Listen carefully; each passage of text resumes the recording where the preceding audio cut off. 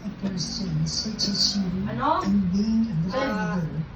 Phone. Children, I love you very much. Akin na lang tumudra. Eh, kunin yun na ito.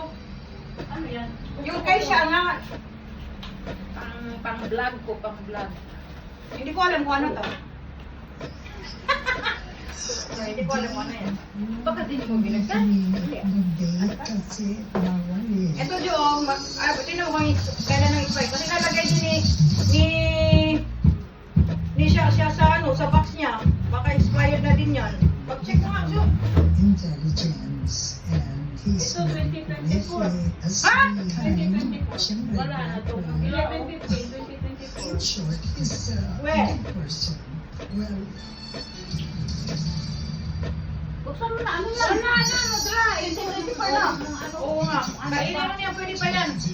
Pag dry, okay lang. Oo, ito pwede pa to. Hanggang 3 months yan.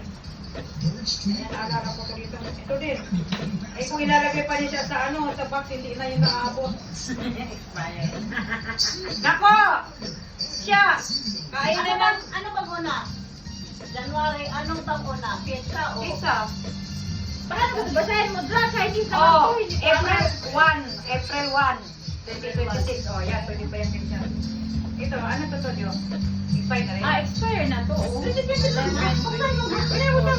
pa yan, dry yan eh. Ito. Expire na nung February. Ito lang? Oo. O, ikauna na. Ito lang ang buwan na. Oh, siya, kainan na ito. Ito mo, February pa naman tayo Oh, ngayon. February pa lang. Ibigay mo yung kita siya. Gusto niyong kumain ng biscuit-biscuit. Oh, tiyo na dito pa siya mag-ano. Dito pa siya mag-ano. Ito pa, tingnan mo. Masarap yan, no? Expired ni. Shelf life is 8 months. Kailan ba ito binigay? Ano tayo ito yan? 8 months ba eh? Hindi pa yan. 8 months kailan yan? Pwede niya yan? Oo. Ito. Ano ba yan? Baka mamaya, paano ipalagay niya siya sa box tapos nakagasan pa yung mga nasa Pinas. Kasalanan ng puta.